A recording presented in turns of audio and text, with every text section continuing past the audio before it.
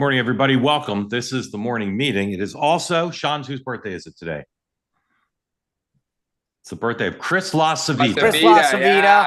Happy birthday. There's like, I actually start generally, here's how like, I'm actually, one of my little things is I do send birthday reminders out, and so it was LaCivita. There's one of the reporters from Semaphore, Paul Kane from the Washington Post. LaCivita already loved my birthday post. I mean, so it was multiple people's birthday. It was a trick question. Trick question. All right. It is Chris LaCivita's birthday. Happy birthday, Chris. Haley Carania. Trump advisor. I got a lot of birthdays on my calendar today, Trump Mark. advisor. We'll run through the day, and then we'll get to your questions before too long. If you're here and you want to be in the conversation, please raise your hand. Today is a day in honor of Chris LaCivita's birthday. We need 3 new people or the show will be canceled. So if you want this to be the last episode of the morning meeting, please, if you're here and you've never asked a question before, please raise your hand. We'll run through the Daybook quickly. The president is at an extraordinary event today, extraordinary in the sense that I don't remember anything quite like this. Freshman Senator Dave McCormick is holding a big economic development in Pennsylvania summit. Several cabinet members are there. The president's there. Lots of powerful CEOs. The inaugural Pennsylvania Energy and Innovation event. It's what's on the president's schedule for the day. He heads there at about 12:30. His event is I would venture to say that Dave McCormick is no ordinary freshman senator, though. He is no ordinary freshman senator. In fact, here's Dave McCormick on CNBC moments ago showing his international man of non-mystery savvy. Roll tape. Well, listen, I think the president has said we have to have fairness. And he's defined those economic relationships much more broadly than ever been in the past. It's not just trade, it's non-trade barriers, it's currencies, and it's the willingness to invest in the United States. And so he addresses these economic relationships in a much more comprehensive way. And I've got a lot of faith that he's bringing the leverage to bear that the United States has in each of these circumstances. And I think we see that playing out in these trade negotiations. So I don't know what's going on behind closed doors, but I got a lot of confidence that the president's going to bring all the leverage the United States has to bear. A very slick answer. Yeah. This comes amid some new economic data suggesting inflation is maybe on the horizon and lots of back and forth with the Fed chairman. We'll get to all that. Don't know what the vice president's doing. Sean's friend, the director of the OMB, Mr. Russ Vaught, is on Capitol Hill today meeting with Republican senators to talk about the rescission package. We will talk about that too. Lots going on the Hill today. 10 a.m., the Speaker of the House has a press conference. 10 o'clock, Mike Waltz's confirmation hearings to be UN Ambassador to the United Nations. Democratic leaders press conference 10:45. Hakeem Jeffries press conference with the Texas delegation and the DCCC chair at 11:15. Senate lunches today, bipartisan lunches, and John Thune may or may not try to hold his first rescission vote later today. We shall see. There's a special election in Arizona that will tell those of you who have the ability to read deep meaning into things where there may not be any for replace a Democratic member of Congress in a safe Democratic seat. All right. Russia. The president yesterday made that big announcement. We discuss this topic all the time. What happens next? Overnight, the BBC Foreigners published an interview with the president of the United States where the president talked, amongst other things, about Ukraine. Here is Donald Trump to the BBC on Vladimir Putin, 110. Said you were 4 times close to a deal with Putin. Yeah, I thought I had a deal 4 times. Are you done with him? I mean, I know that sounds a simplistic thing. But I'm disappointed in him. But I'm not done with him. But I'm disappointed in him. So we had a deal done 4 times, and then you go home and you see he just attacked a nursing home or something in Kiev. I said, what the hell was that all about? Do you trust him? I trust almost nobody, to be honest with you. So how do you deal with someone you can't trust? Well, it's not a question of that. It's like I'm disappointed that this hasn't been done. Okay, Dan, where do we go now on this? We talk about it nearly every day, but David Ignatius applauded Donald Trump. Maggie Haberman and David Sanger were more skeptical. Where do you think we're headed? I think the question is what is the end game, in the sense that is Trump really willing to dig in to say to Putin, look, you can keep the territory that you've taken so far, which is about 20% of Ukraine, but you're not going to get any more. And I will, stand firmly with the Ukrainians and arm them, whether we're selling the arms directly or indirectly. You're not taking any more. If that's the case, then we know what the end game looks like. And I think maybe within the next year, this ends. As long as no one wants to define what the end game looks like, I think we're settling back into a trench warfare. Sean? Yeah, first, I don't think it can be overstated, as was the case in Iran, how important what happened yesterday was. Donald Trump figured out a way to thread the needle once again. U.S. manufacturers and defense contractors are supplying the weaponry, but NATO is paying for it.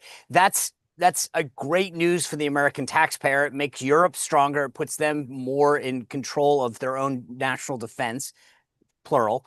And I think that's a very good thing, not just for this current situation, but for the dynamic going forward. So I know a lot of people won't spend time talking about it the same way they didn't with Iran, but Trump continues to show that there's not just these binary choices between one extreme and another. And I was really excited to see. As for where it goes, there's two big factors on this. One, I think that Trump, if he is given the kudos like he kind of is now, might be emboldened to say, wow, I'm really getting some plaudits for how this is going. I like this.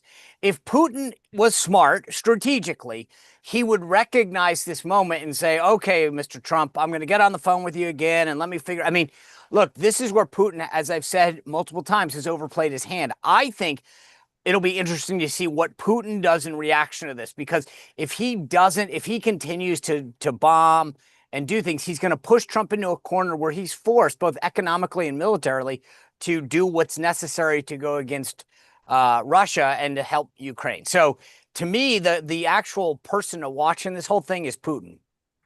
Let me ask this question. A lot of the things in terms of like giving them offensive missiles that can hit Moscow, and maybe they'll use them. A lot of that, the Biden folks didn't feel they could do or should do because they didn't want to have World War III.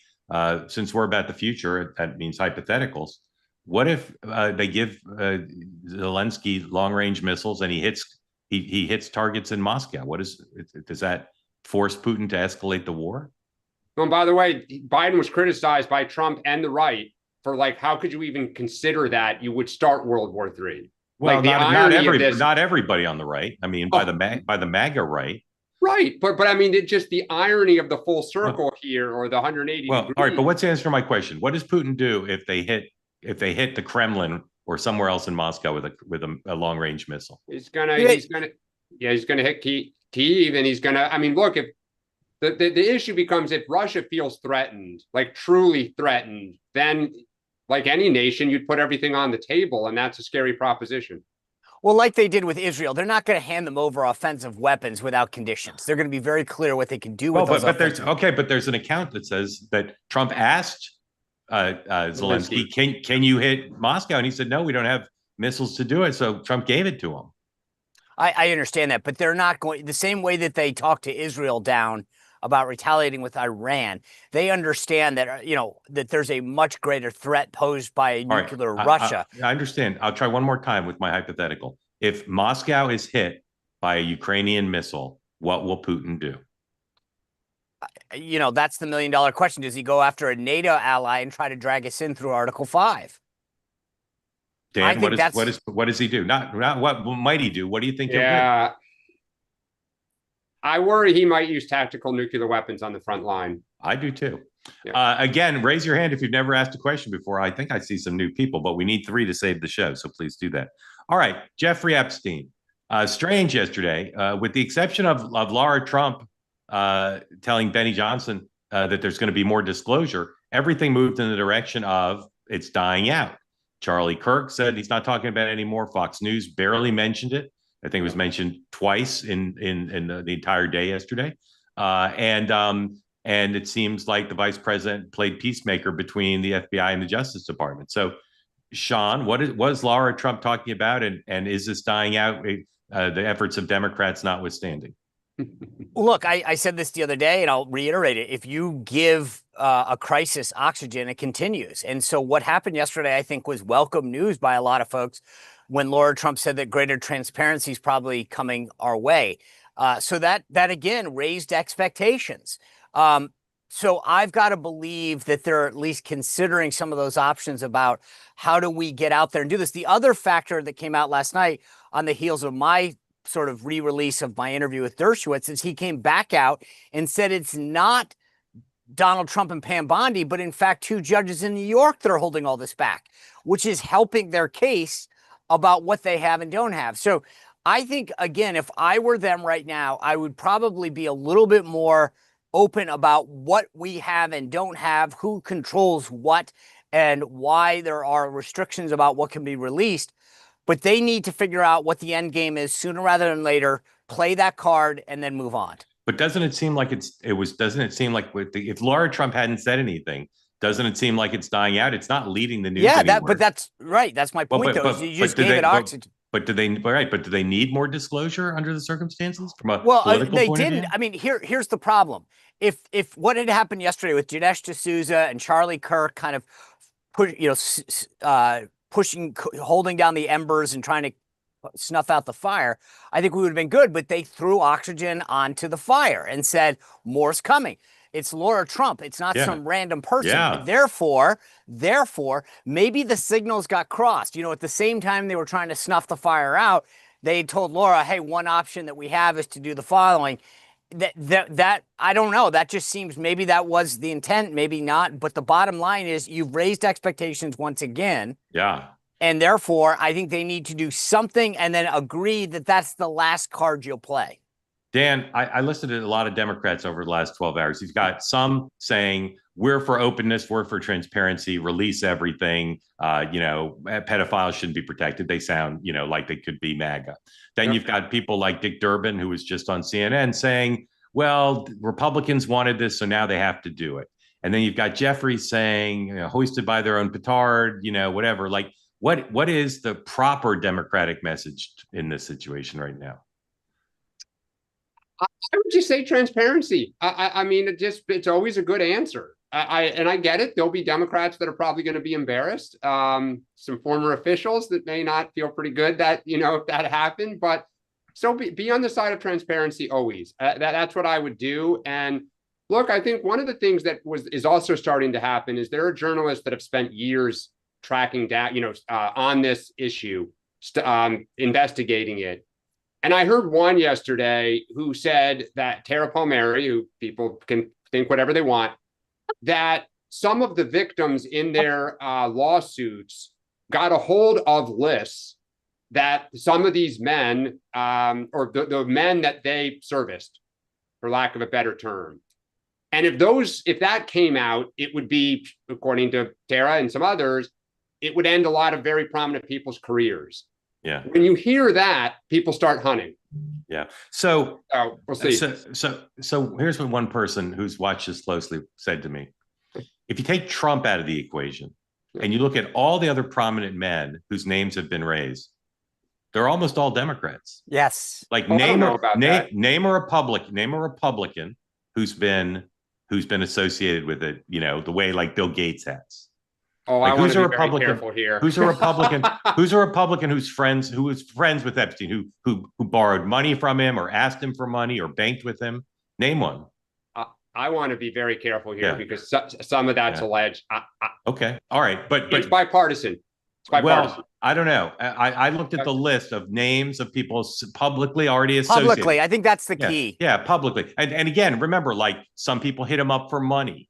Yeah. Right. Doesn't mean there was anything sexual, but his relationships the ones we know tended to be substantially more Democratic than Republicans. So what this person said is these Democrats who are now calling for a release of the lists maybe creating problems for a lot of Democrats and far fewer Republicans. Mark, I totally agree with your analysis.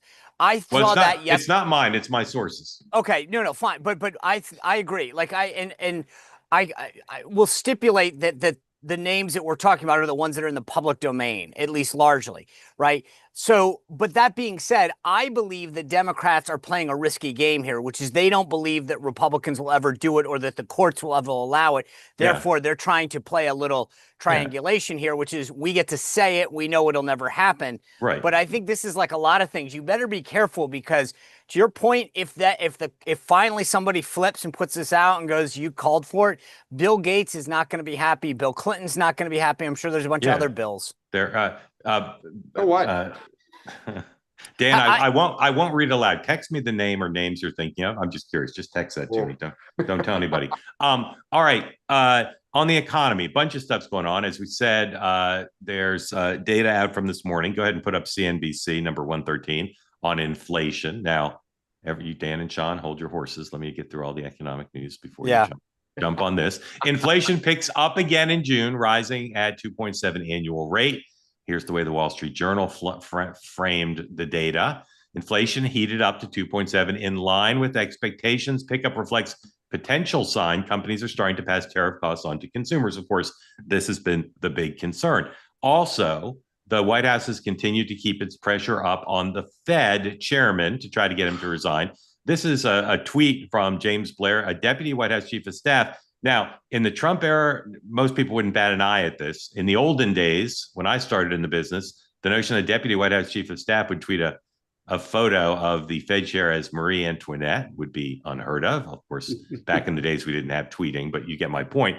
And then, as we mentioned, the White House is pushing for this vote on this rescissions package, with some Republican senators still concerned about cuts to local public media as well as international aid.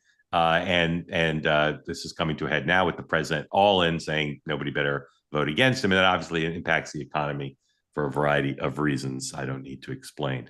So, Dan, I asked the question I ask right now, which is, I ask all the time, which is, are the fundamentals of the economy strong or not? Yes, they are strong. And that's the problem with trying to cut interest rates. I mean, if you cut interest rates, you are adding fuel to the economy. You do that when the economy is struggling. The problem is the economy is not struggling, and you now see inflation. You know, it's small, but look, this is what you do if you're an economist. You look for trend lines.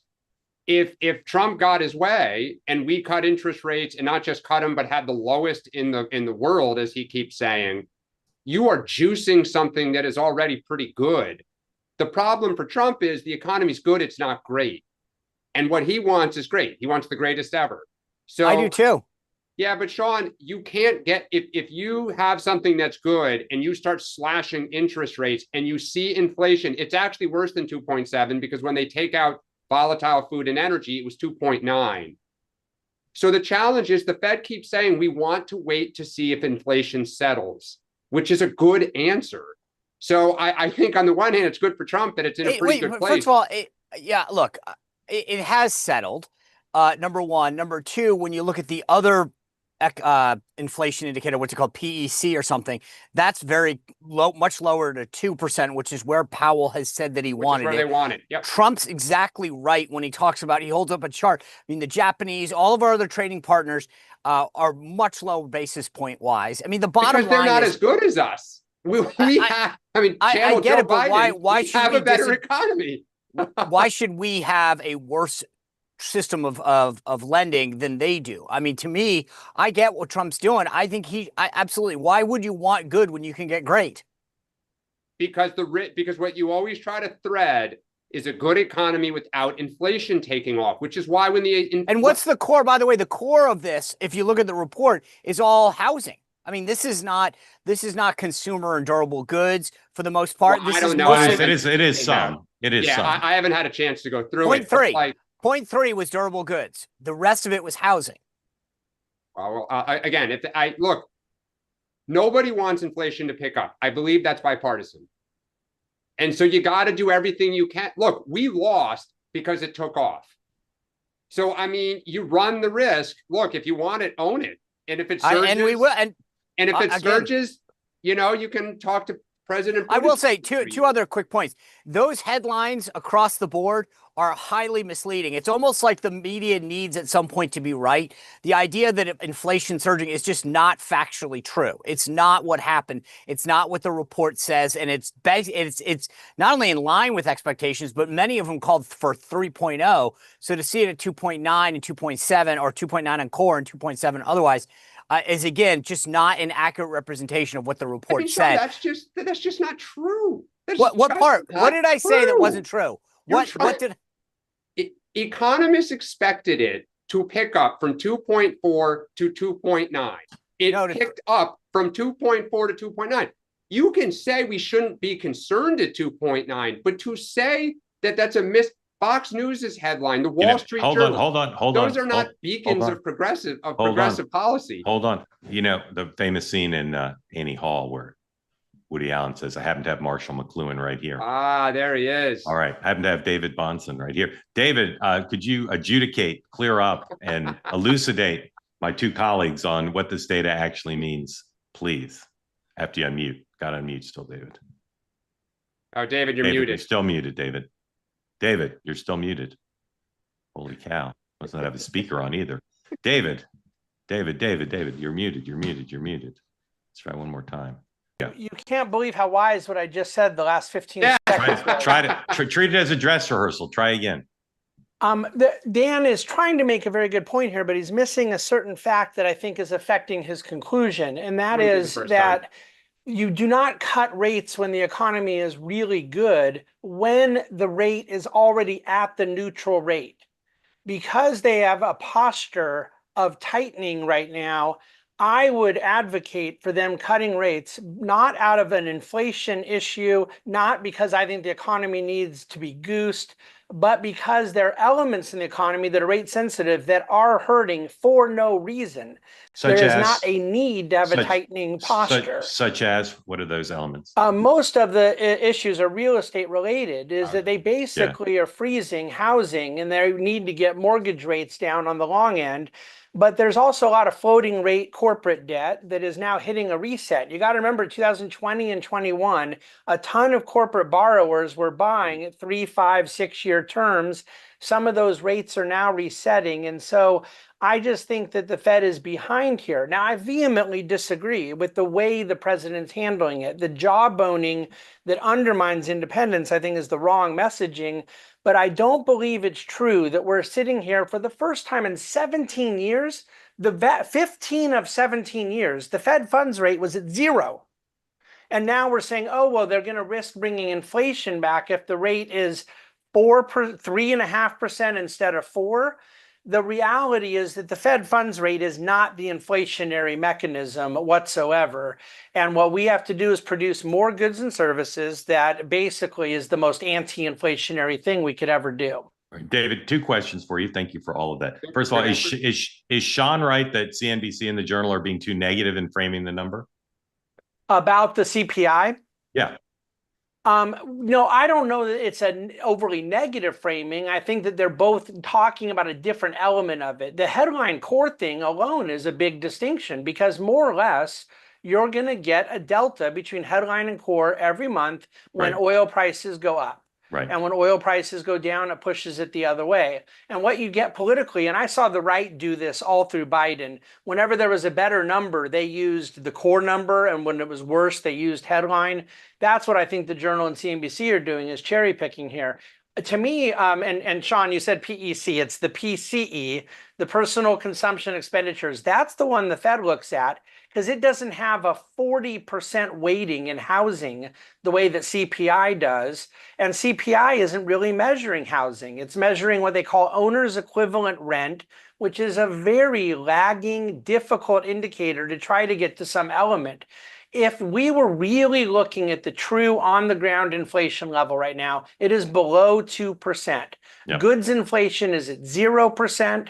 And there's nobody in their right mind that thinks rents are going up 5% a year. And that's the way CPI is measuring it, is 4.8% increase with shelter. And that's about 36% of CPI.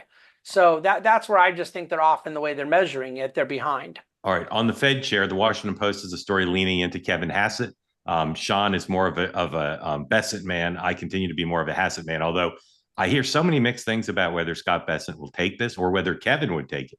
They both seem to be somewhat ambivalent. What's your sense of who the front runner is or front runners are for that job?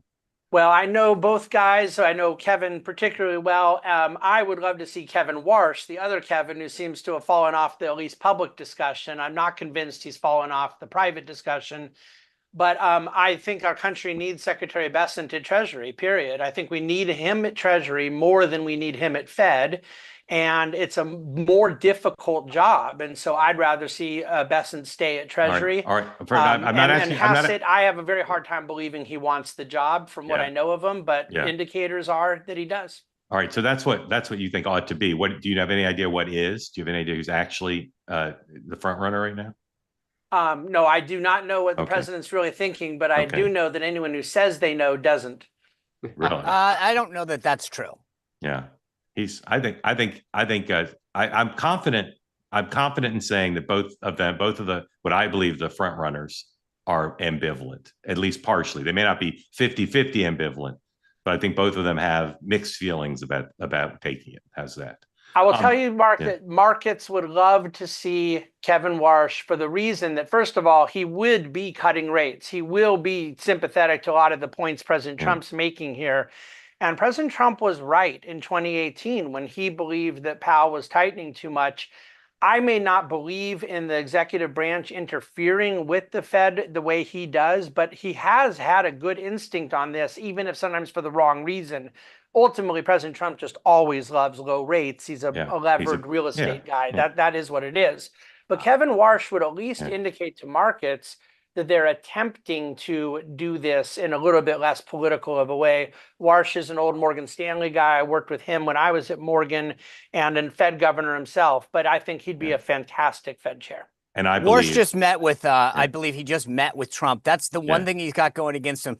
Whether it's FBI director or Fed chairman, I think Trump has learned a big lesson from the first term, that you do not want people in key positions that you believe are critical to your administration that are not on your team. So if Warsh has a shot, I believe that you will publicly see him meeting with the president privately. And there are some people like David that are big fans of his who recognize that in order to give him a shot at this job, he's got to be meeting with the president, talking to him, advocating for positions, as David articulated, because Trump's not going to take a shot at somebody that he doesn't feel confident is going to pursue an agenda that he's comfortable with. So, and by the way, that also couples with the fact that knowing his relationship with both Kevin Hassett and Scott Bessent, he's got to, those two would have to make it affirmative that they do not want that job. Correct. Because that's the only way that Warsh gets it, is if they pass and he's developed that relationship with them. Totally agree. And I will say 2 of the 4 of us have a better chance of being Fed chair, I believe, than Mr. Warsh does, just so you know. I won't say which 2 of the 4 of us, but 2 of the 4 of us. David, thank you. Grateful to you for all that. All right, 2 more topics and then your questions. So again, hold on real quick. So maybe Sean's a little right. Yeah. First of all, I will say this. I'm focused on my family and growing a business. Don't have time to be the Fed chair, although I would cut rates. As long as we get the new building, I'm in. Does it have a gym? I just want to make sure it's got a gym and a Dunkin' Donuts.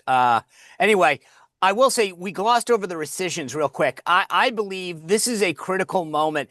This could really get the MAGA base fired back up again. If you cannot vote to cut NPR and PBS and you have an R next to your name, this to me is the threat. Then you need to go. I'm sorry. The idea, regardless of their, and I know everyone focuses on their political leanings, which I think are horrible, but the bottom line, it is not a core function of government to be in the news business. And the bottom line is, for those Republicans that sit at the lunch today and question whether or not that's your hill to die on, at some point you should switch parties. All right. 2 more topics and then your questions. Please raise your hand. And again, we need 3 new people. This is the last episode. Andrew Cuomo made it official yesterday. He's running as an independent, continues to did a splashy video, which was not that great, but splashy-ish. Splashy. But did a that was an air like quotes, in a puddle. But did an email to his supporters that I saw that actually was quite good. It was very well written and the logic was quite strong. But he also got his best coverage probably of the whole campaign yesterday. It wasn't glowing, but it wasn't savagely negative. And people who want to write him off have to look at the data. He continues to be the strongest candidate in the race besides the Democratic nominee. So just quickly, as always, your percentage chance that Mr. Mondami is the mayor, Dan. 55%.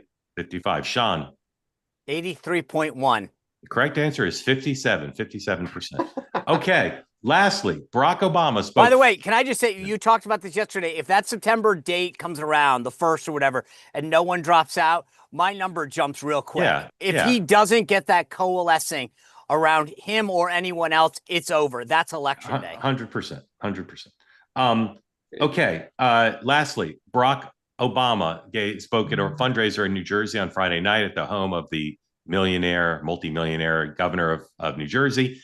And he said the party needs to fight harder. And he said, the party needs to be for, he embraced the, what do you call that thing? The abundance. Is that what it's called? Abundance. Yeah. He embraced the abundance agenda. But what's interesting, maybe more interesting than what he said, was that his aides yesterday decided to do what they've sometimes done in the past, which is hand out on background his quotes, so the New York Times and others could write about them. Dan, what role is Team Obama trying to position him to play here?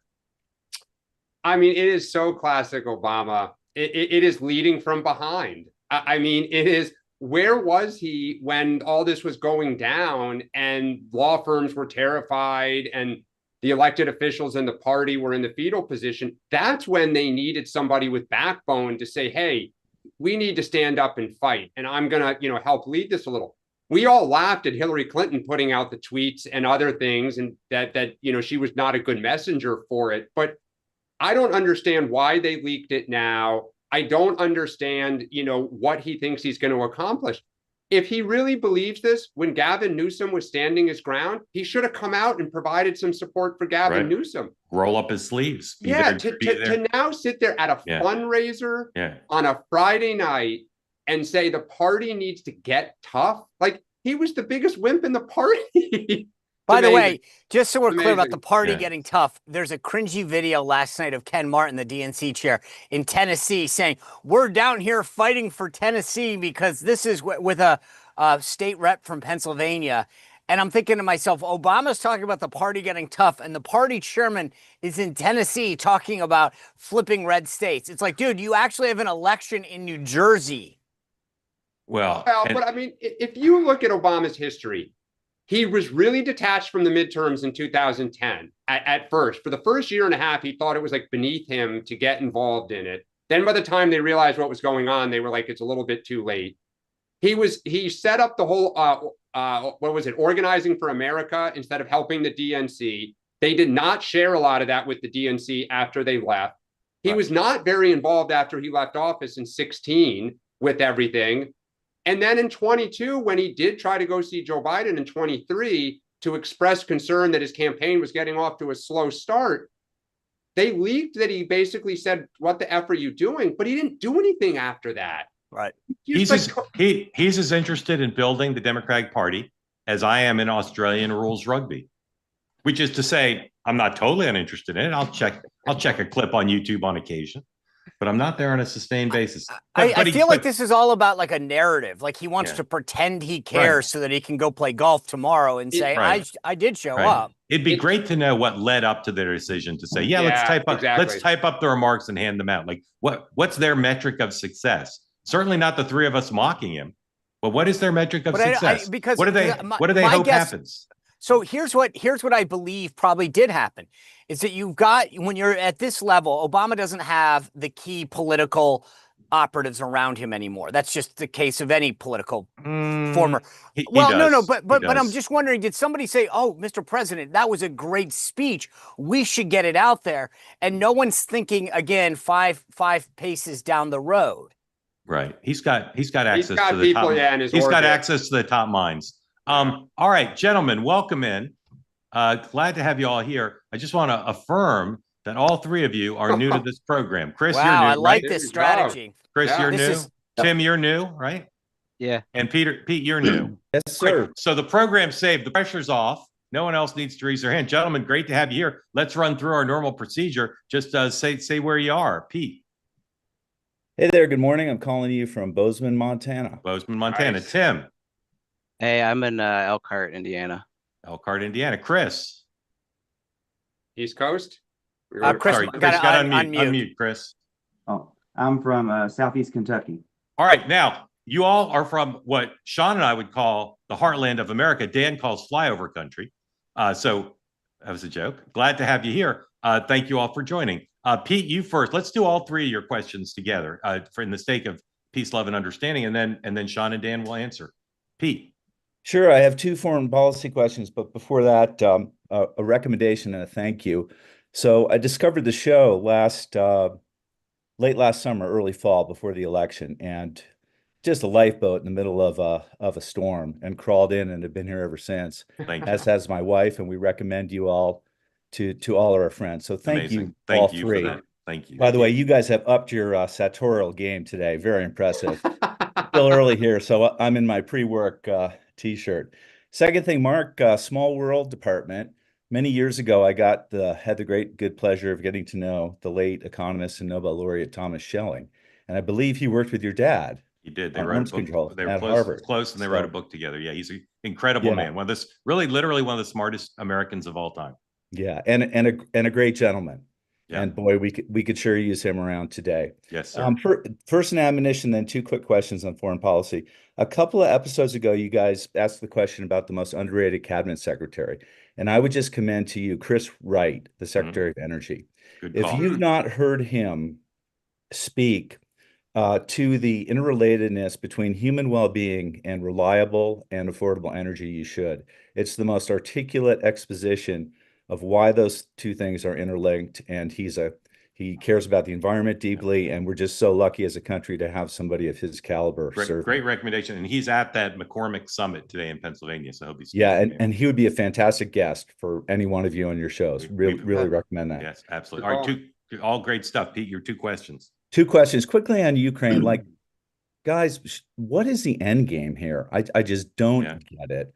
I really don't. And it seems like nobody's willing to put boots on the ground. One possibility I thought of was that Europe gets behind some kind of a Trump deal. I mean, it seems to me like Trump doing a big deal with Russia, which will piss off a lot of people, might be the only way out. And then the second question is, what's going on with the Houthis? Why do we, by we, I mean the collective West, continue to allow them to harass shipping? I just don't understand it. Why isn't that done? Two great questions, Pete. Tim, I'm assuming you love Tom Schelling too, so you don't need to repeat that. But beyond that, what's on your mind? Actually, so I don't know, I didn't see a lot of the shows last week, so I don't know if you guys talked about it or not. But I don't know if you guys heard about this thing in Texas, happened on July 4th. Not obviously there was the flooding. Yeah. So maybe it got overshadowed by that. The attack on the ice in Alvarado on the ice. Yeah, on the ice facility in Texas. We didn't talk about it, and it's outrageous that we didn't, and I blame myself. So like I just did a quick Google search, and like CNN didn't write an article about it. Yeah. And I mean, like, as far as I understand, it was like 10 people. I think 4 or 5 of them essentially created a distraction. They set off fireworks and spray painted stuff outside. And then when the police came to, ask, to intervene, a couple guys shot at them from some woods nearby. Yeah. Like, that's a domestic terrorist attack, right? Tim, you're absolutely an ambush. Tim, is your question about the media or something else? Well, so I got two. Yeah. Go ahead. So one about the media, like why is this not covered? And two, I remember hearing a stat about like a period of like 10 years back in like the 60s and 70s, where there was like 2 or 3 domestic terrorist attacks a week, essentially. And I don't know if any of you guys are old enough to remember that. I don't think you are, but like, I'm just kind of curious what your thoughts are on kind of that situation, like political violence in the country right now. And like, Okay, good. Chris, would your governor make a good president? No, absolutely not. Okay, just checking. So when they start doing their Oppo research on him, they're going to realize that he has had super majorities in the state legislature the entire time he's been governor. He effectively doesn't run our state. The legislature does. They're veto-proof majorities. So, I mean, he really has nothing. He All can't right, do but- Bill Clinton in 92 and run on, I've done this, this, and Yeah. this. He really But hasn't. Chris, he does talk Purdy.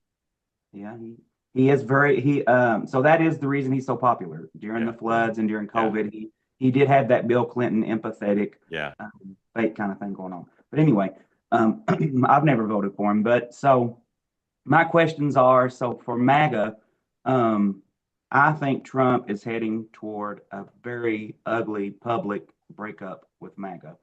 I think that after he didn't listen to him with Iran, he didn't take their idea to raise taxes on the rich in the big, beautiful bill, this Ukraine thing now, and of course, Epstein. I think he's heading toward a big public breakup. And I think that, unfortunately, he has institutionalized MAGA into the Republican Party, into Congress. And so I really think that it's going to be rough on him. So my question is, do you all think that he's heading toward that? And I guess a second follow-up to that would be, if that does happen, do you think J.D. Vance becomes a casualty in that breakup and in that war?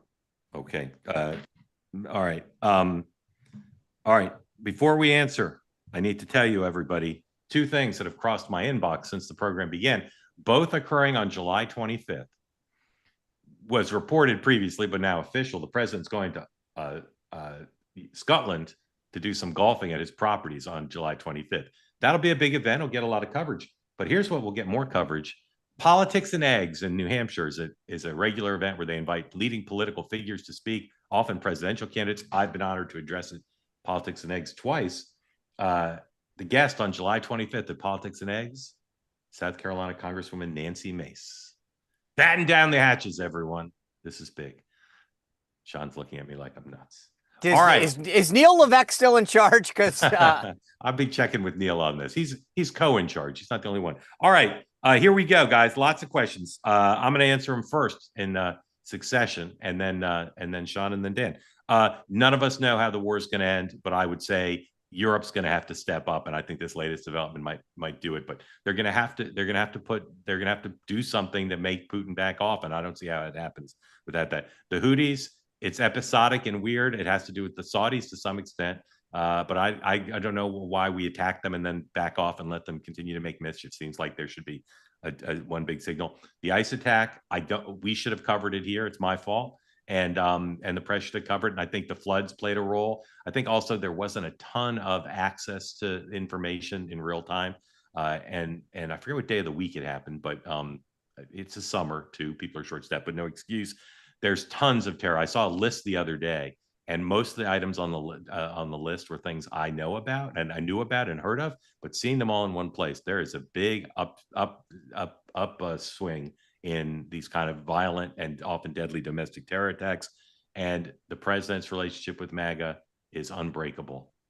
He could shoot Tucker on Fifth Avenue and he'd still be fine. And J.D. Vance will rise or fall on the president and the economy. Sean. Well, first of all, this gave me like PTSD to being back in a briefing. Everybody asked me two questions. I was like, although I got to pause, which is not normal. So let me just start left to right, or at least from my screens. Look, I think I agree with Mark on the Ukraine thing. The problem is, Dan articulates this all the time very well, which is that the problem is that what do you do? I mean, we know the answer. You really want to go after Putin? We can do it. What does that do vis-a-vis China? Do they come in? I believe that at some point we need to really get a lot tougher on Russia, at least sanction-wise. We did about $55 billion in secondary trade a couple of years ago. It's down to about $5.5 billion. So I think you can further tighten this. The more that Putin feels the heat from his own people, the better. And that, to me, is the easiest of all the options to exhaust first and foremost. So I hope that we not just look at the military option, but further squeeze, because the Russian people rising up at some point, I don't know whether it'll work or not, but I think that that's the easiest one to start with. So that's that. Tim, I recommend to you on that day, I agree with you, it didn't get a lot of attention. On that day, I had Tricia McLaughlin, Assistant Secretary of Public Affairs at Department of Homeland Security, and we covered that extensively. So I would suggest to look at your viewing habits, and I'm always ahead of the curve. I'm always there in the moment, meeting it head on. So just know that that's happening. If you ever want, SeanSpicer.com is always the best place to find out what's happening. But I agree with you. The violence that has arisen, especially what I find fascinating is I don't think a lot of people like IRS agents. Yet I don't think anyone would tolerate a federal employee being harassed or hurt and whatever. These ICE agents are good people. They got into law enforcement to uphold the law, to protect us, to serve us. And the idea that some people think it's okay to attack them, to dox them, is to me unfathomable.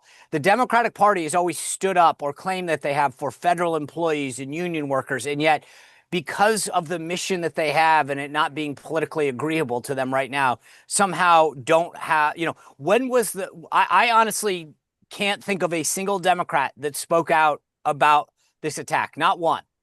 And it is amazing to me that to happen, but it also goes back to the other point you're making about the media. No one covered it. No one holds them accountable. It's the same thing that's happening with Mondami in New York. The reason that he can have all these things unearthed is because he knows he can get away with it.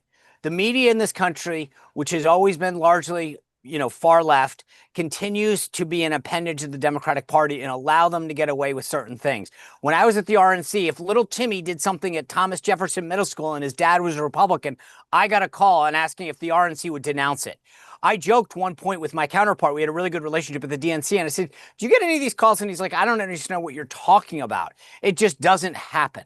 And I think that's the deal. Chris, I seem to agree. I side with Mark more on this.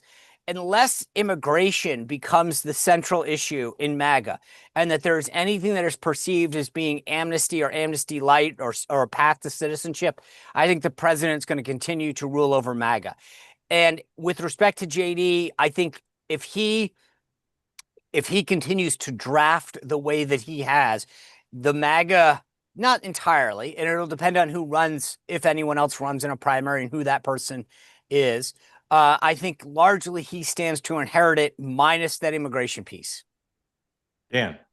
Pete, I agree. The end game, I think it's ultimately a DMZ line with German and French troops and our logistics, like our weaponry that's sold to them, so that Putin knows he can't go any further. And you wait out to see when he dies and what comes next. And, we're there for however long. The Houthis, I just laughed because I thought we got rid of them, and the administration still has that talking point. It's a great question. The ICE attack, I've said this before, our party, everyone should condemn any attack on federal officials.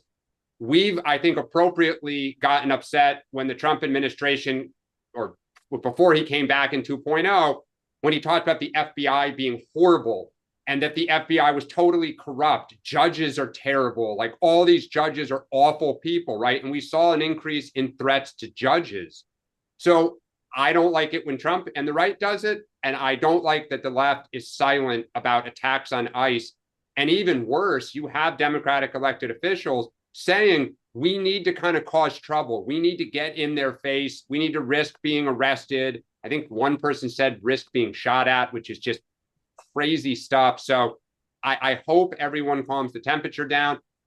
Chris, I disagree with Mark and Sean, and of course I'm the MAGA expert, but I do think that it's not that they'll have a public breakup where he'll go from like 95% to 45%.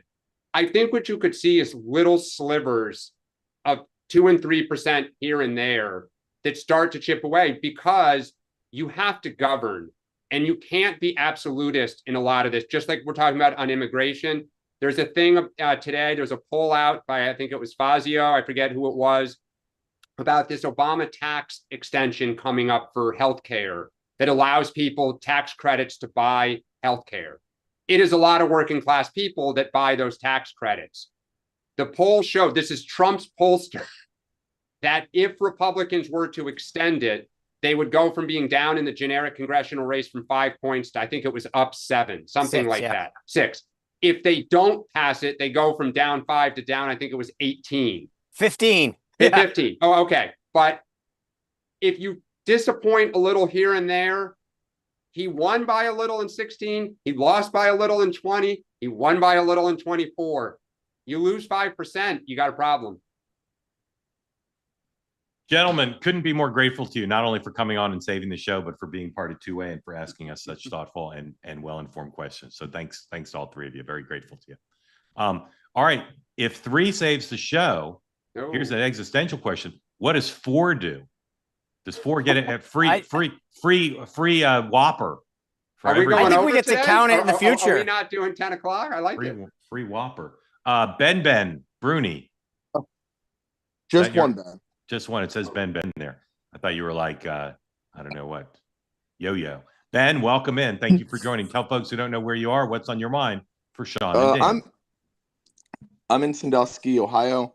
I'd say I call myself Day One MAGA since like 2015. I think about like all this, like the Epstein stuff, and like why Trump would be, actively participating in this cover-up. What do you think? I mean, do you really think the chances are that there's information on him in there that didn't get out during the last 4 years under Biden? Or like, I mean, I'm looking for a reason that he would be willing to cover this up. You're not going to get it from me. Yeah. So go ahead. No, I will say this. I think one, even if you took the most hypothetical situation and said he's on the list, this guy has faced every political headwind in the last 10 years and overcome it. So I don't even think he would just blow right through it if that was true. And that bolsters the case. Everything that I said this yesterday, everything that I've heard, and Dershowitz pointed to it again last night, is that it's not them standing in the way of this. There's not, what's there are inappropriate videos and some materials that is not appropriate to release into the public domain, that is damning and is court ordered contained material. So I believe that the problem, as I said yesterday, is that some people got ahead of themselves and tried to create the impression that there was stuff there and now have to own that. Dan. Yeah, I would be surprised. Like if Trump's name's in there, I think it's likely he's met him. They were at parties together. But I agree with Sean. If he was in there because he, was alleged to have had relations with a 13 or 14-year-old girl, I would think that would have gotten out somehow, some way in the last 4 years. I'm going to rank the theories in order of that I think they're likely, but I'm not suggesting a pie chart of percentage. It's just the order of likelihood. Number 1, as we said yesterday, there's stuff in there you just can't release. And they haven't done a bad job of explaining it. Number 2, he's trying to protect his friends and people who have promised him things if they're protected. Number 3 is he's trying to protect himself. And number 4, he's trying to protect some intelligence connection that Epstein has. That would be my order. That's the least likely scenario, you would say? I think it is. Least likely. There you go. Ben, thank you. Grateful. Thank you. All right. Let's just keep rolling along here. Matt, welcome in. Tell folks who don't know where you are, what's on your mind. And do you play the guitar? Guitar Cadillacs. Yeah, something like that. Hey, good morning, everybody. I'm from Alexandria, Louisiana, dead in the center of the boot. Quick question on appropriations. I'm sure y'all have seen the game Price is Right. So I'd just be curious to hear from you three. When are we going to get the government fully funded through a non-CR? And I'd be curious to know when y'all think it happens without going over. Matt, how old are you? How old are you, Matt? I'm 31. All right, you got a shot. Got a shot to be alive when this happens. Sean? Yeah, I'm not hopeful. Although there's the problem is they don't have enough votes in the Senate, and this is why they did reconciliation. So I don't know. I mean, this is an interesting dynamic that's going to happen. I don't see how. Like again, this is one of those things where I don't want to bet against Trump because he continues to show that he can jam stuff through when he wants. But the problem is the math on that side isn't Republican math. It's trying to get enough Democrats. And so I think you get probably 6 or 7 of 12 and then jam the rest into a CR. I think it's really hard because both parties in both chambers have consolidated power in the leadership offices. And as long as they hold the power, then the only way that you go back to regular order is to empower chairmen and chairwomen to run their committees, to hold hearings, to truly kind of produce these bills. And it's easier from a command and control standpoint to have, one bill and just pull the levers and horse trade amongst yourself than to involve so many chair people in both, chambers. So never say never, but the incentive these days is to control. Maybe if one party breaks out and gets 60 Senate seats or has a majority of like 60 in the House, where you don't have to worry as much. You could lose a few people in the end, but you can get through, as Sean's saying, cloture in the Senate and stuff like that. Yeah, you need probably 58 because you could probably peel off 2 of the other party. Yeah. But again, the problem is when you're passing 12 bills, you can get like ledge branch through, you might get VA, but when you get down to like state justice or commerce state justice, like a couple of these that are tougher where you've got controversial things in them, it's just, you're not going to get bipartisan support. Well, and the other thing is members don't want to vote on these individual bills for the reason Sean just said. The one thing about a big bill is there's so much what in it that you only can shoot at so many targets, rhetorically speaking, that stuff gets swept in. And that's a strategy that both parties employ. Matt, thank you. Grateful to you. Thanks, guys. All right. Oh, you're going to risk one more? Thinking about it, but I'm also having trouble here with my point and click skills. All right, getting rid of Matt. And now, let's see. I'm not going to risk one more. Okay. Sean, what do you have today? Wow. I thought we were on a roll. I felt you going for it. Just like at the casino, you'll never know when to stop. You just play on. 2 big guests tonight. Rep. Brandon Gill from Texas, obviously talking about rescissions. He's been a big advocate of getting rid of PBS and NPR funding, questioned that CEO very extensively. So he'll talk a lot about that, what's going on. And then Emily Jasinski, she's going to be on with us as well. Awesome. Emily is my colleague at the Megyn Kelly Network, and she's outstanding. What are you going to talk to Emily about? Everything. MAGA. She had a great conversation with Tucker the other day, so we'll have a conversation about where things stand in the MAGA universe. Obviously, a lot happening that we just talked about, and kind of get her take on what the pulse looks like. All right. 3 two-ways coming tonight at 6 o'clock. Two-way tonight. All right. Sorry, I forgot. 12:30. Join live Michael Moynihan with investigative journalist Ken Klippenstein. They're going to talk, amongst other things, about Jeffrey Epstein. They're both knowledgeable and interesting on the topic. So join at 12:30. It will air on YouTube at 7 in its normal time. But if you want to be part of the conversation, like no other, 12:30 Eastern time. Then at 6 tonight, on two-way tonight, 3 guests. Nomi Konst, a Democrat who's very good. Ben Ferguson, who I don't believe has been on two-way tonight. So that'll be Ben's two-way tonight premiere. And then Jordan Argenti, who will hear her story and be fascinated. She recently gave a TED Talk. That was quite something. So join us for that. And then 7:30 tonight. 7:30 tonight, Cancer Decoded.